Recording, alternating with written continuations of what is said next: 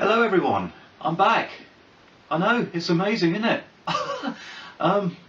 Right, first of all, this is going to be quite a quick update.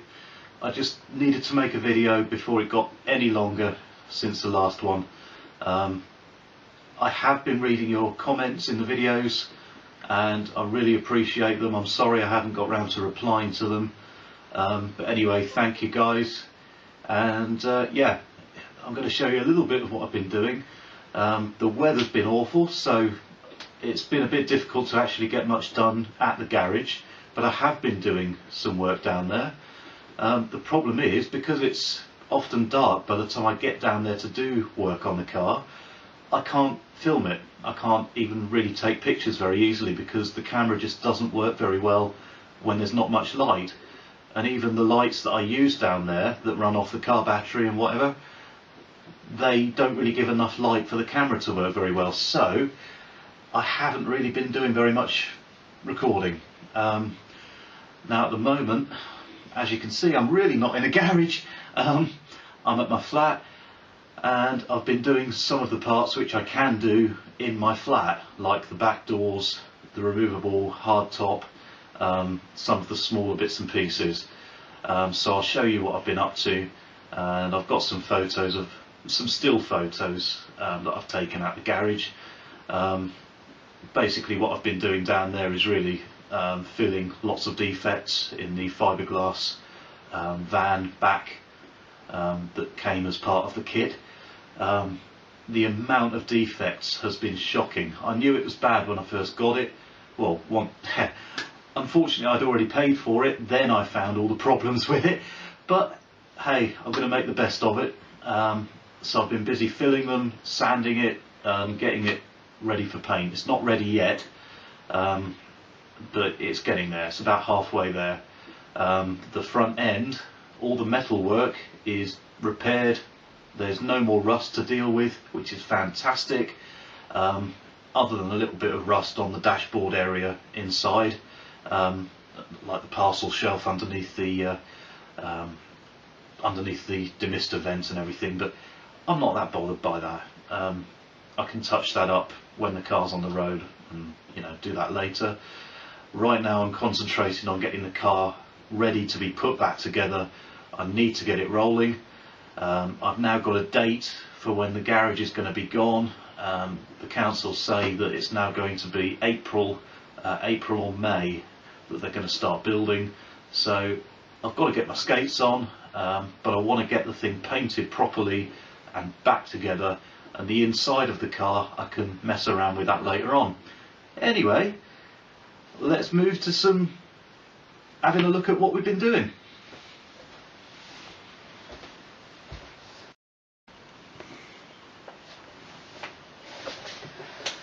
Well, hello again. Join me down here on the floor.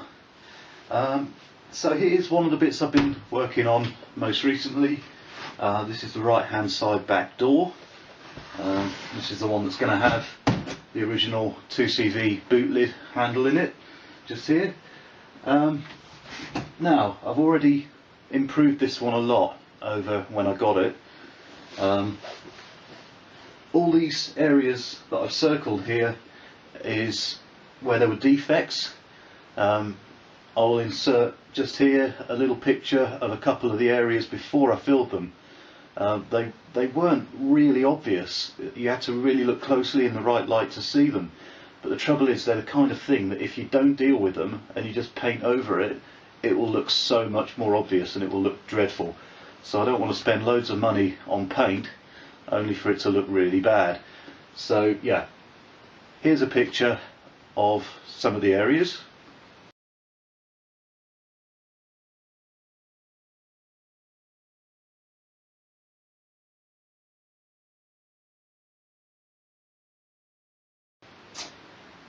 And yeah, so as you can see, I've used some fine knifing putty to fill them all. Before I filled them, I used a blade just to open them up a little bit wider, just to make sure that the filler got right in there and had plenty to key into, so that because what can tend to happen, even with a tiny little crack, you know, tiny cracks and little dimples like that, you think you've filled it, but what's happened is the filler is just sort of sat on top of the hole, and as soon as you start sanding it off, the filler just drops off and you end up with a hole still there, which is no good at all. So you open it up so you've got like a chamfered edge on both sides, and it just gives a much better job at the end of it. So all of these areas have been treated. This side I've already done a lot of sanding. This side's done. You know, there was some really bad defects up at this top corner. I've had to completely rebuild it. I'll put a little photo here showing what this top edge looked like just here before I filled it. Here it didn't look like there was anything wrong. Now I'll go into this later, but I discovered it looked perfect. All I had to do was tap very gently with just, let's say, a screwdriver, and it knocked the gel coat off, revealing a really big void underneath. And there's been a lot of those, especially around edges like this. And where the guy's gone wrong when he made the kit, usually when you've got quite a sharp edge like this that you've got to lay fiberglass into inside the mould, you really need to use like a filler, or like they call it bog in the trade, which is like a resin mixed with microbeads, fiberglass microbeads, which is what, in the trade you make your own filler, and you would lay that into the corner first, and then over the top of that you'd put your fiberglass mat. Well, he hasn't done it like that. What he's done is tried to get the fiberglass mat straight into the corner, and in a lot of places he's missed, which has left a big void underneath the gel coat. And if I don't treat them all now, later on I'm going to find, after I've painted it, if I accidentally knock an area where there are problems like that, I'm going to have big holes in the paintwork. Big sections will just drop off. And in another video I will show some of the areas on the back end of the van that were really, really bad. It's taken a lot of time working through it, finding all of those areas and sorting them out. It's got to be done. The amount of time I've spent on this so far, I've just got to do it properly, otherwise I'll hate myself later. I'm like that. So anyway, so that's the door. Once I've sanded all these areas here, this one's going to be good. I also had to spend a bit of time correcting the shape of the cutout for the window, because they were cut out from when he supplied them, but the edges were really rough. It was kind of at an angle, so I've had to sort of straighten it up a bit. Anyway, so that's that. Another thing I just want to mention, for sanding stuff like this, I cannot recommend highly enough 3M free cut sandpaper. Well, it's not sandpaper, it's probably aluminium oxide. It's fantastic stuff. This particular one is the type with a Velcro backing on it, and it just sticks straight on the block. That on itself is a brilliant benefit. But whereas with normal abrasive paper, you have to be really careful that it doesn't clog up, especially when you're working with sanding down paints and things. Usually you have to use wet and dry paper with lots of water with some soap in it to stop the paper clogging up. But there's times, like this here, I don't want to use water. In this case it's because I don't want to get my floor soaked in water. But other times, say you've got bare metal in the area, you don't really want to get water on that. And so it just saves time. This stuff just won't clog. You can try so hard, and even with newly applied filler, you can just, even with this isn't very coarse. This is 120 grit, and I can go from freshly applied filler, all lumpy bumpy, and I can take it right down to a finish that's good enough for primer. It's fantastic stuff. Anyway, I won't bore you to death about sandpaper.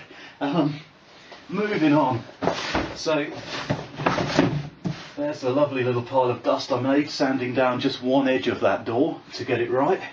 So there's lots more to come. Anyway, I've also sorted out the removable hardtop, or Targa top, as the guy from the factory referred to it. I don't know if that's really correct. It's not really what I would refer to as a Targa top. Hey ho. But on this, it was this back edge was absolutely useless. Like I mentioned with those edges of the door, the corner here was completely hollow. I mean, there's a bit here that was okay, a bit there that was okay, but this whole corner here, oh, that's out of shot. Yeah, this whole corner here, if you can see that, that's all filler there. It's not massively deep, but I really did have to rebuild the profile of that to get it right. And again, just here you can see that, hopefully. Oh, there's a couple of bits I've touched up, so I've still got to sand those off again. But this corner, I had to completely redo that. Otherwise, this was not too bad. This was probably the best part of the van, as far as the quality went. But yeah, that's not the only problems with this. The other problem I've got with this, which I can't do much about, is one end. I don't know if that's in view all the way across, but one end here drops down. I think it's this end. Yeah, this end has got a much bigger curve in it than that end there, so that's no good at all. I can't do much about it. It's going to have to stay like that for now. Anyway, oh, not only that, but that's, I think I mentioned in another video, the bar on the inside here, which is meant to work with the original clips above the windscreen, he's put it in the wrong place.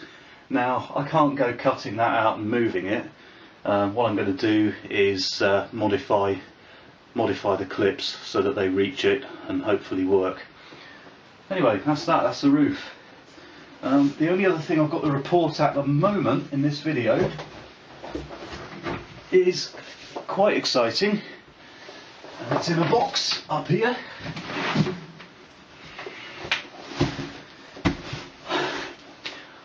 Basically, I was looking at some of the smaller parts I had to clean up and paint, and I thought, you know what? I restored a motorbike a couple of years ago, and I got all of the frame parts powder coated, and the finish was lovely, and it really wasn't expensive. So what I did was got together all of the small parts and got them powder coated. I'll insert here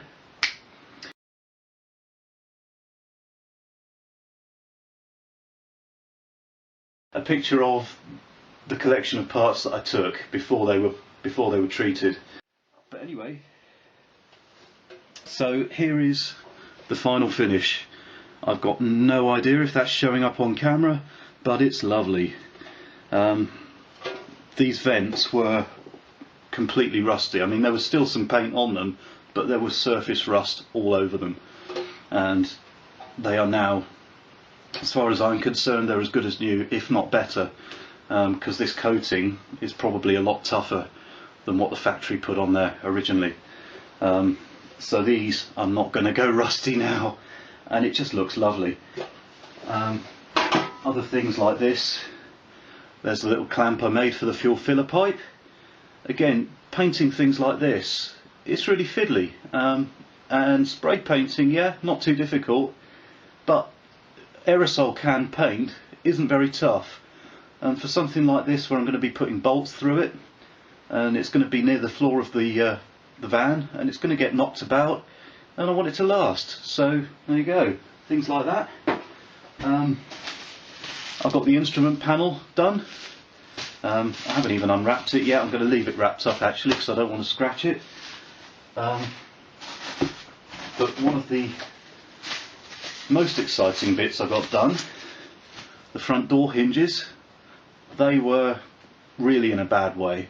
I think they were powder coated from the factory, but it was all peeling off and it was rusty underneath. They were horrible, so they went off and they are now looking lovely.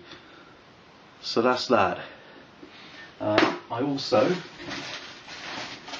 I'm going to insert a little picture here before and after of the door hinges for they were supplied with the kit. The door hinges he supplied for the back doors. As they came, they were really rough. They looked like they were sand cast badly, and when I guess he'd tried to make them look a bit better and file some of the edges, but it was done really badly. There were marks on them from vice jaws. I mean, as you'll see in the picture here.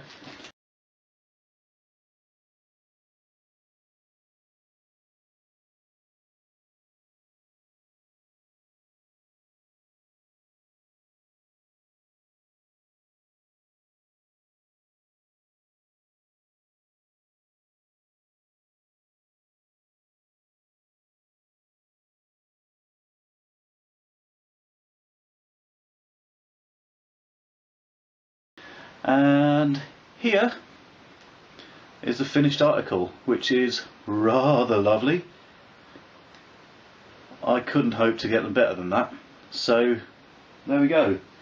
And again, that's the bit that goes with them. They're a bit similar to the ones fitted on a Mini, like on a Mini boot lid, or the doors on an original Mini, aren't they? Anyway, so that's them. I mean, there's loads of other bits. I've got the windscreen wiper mounting bracket there. Some other little bits I got made. The fuel filler pipe. And if I say once more time, I will slap myself. Yeah, fuel filler pipe. Again, looking lovely. It's nice that this is going to be powder coated, because this bit's going to be sticking outside the car in the weather. So I want that to last. It will now. Best thing with powder coating, it's fuel resistant, so it doesn't matter if I spill some petrol, it's not going to peel the paint off. So there we go. Fuel filler pipe.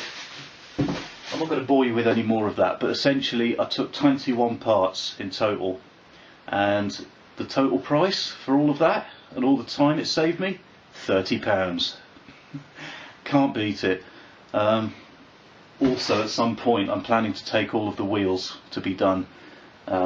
They've told me at most it's going to cost me £30 a wheel. They shot blast them and make them beautiful. Certainly beats buying new wheels or trying to clean them up by hand, because they're quite rusty, especially on the back. And yeah, I wasn't really looking forward to the idea of trying to sort them out myself. The one thing I was about to do before it cut out was give a little shout out to the guys who did the powder coating. Now, they aren't paying me to give them a review or anything, but just if it's any help to anyone, especially anyone living on the south coast in England, these guys, there is their details. Hope you can see that. Trestan, based in Woolston in Southampton. They're brilliant, and as far as I can tell, they're offering the best price in the area. There are other places, but to be honest, I don't think their quality is any higher, and they were charging nearly twice as much for the same stuff. And that's based on when I got my motorbike parts done 2 years ago. Trestan did everything. They may need to charge a little bit more now because prices have gone up on everything, but they did all of the frame and all the other parts for £60, and other companies were charging £100. Another place wanted £150 to do exactly the same job, and the finish was brilliant, and it's lasting really well. In fact, it's lasting better than all the other bits I repaired on the bike. That's spray paint for you. So yeah, anyway, yeah, so Trestan, if you're in the area, give them a shout. Other than that, I shall say goodbye for now, and hopefully be back with another update soon. I know I've said that before, I mean it. I'm going to try and get another video made soon. Anyway, guys and girls, bye for now.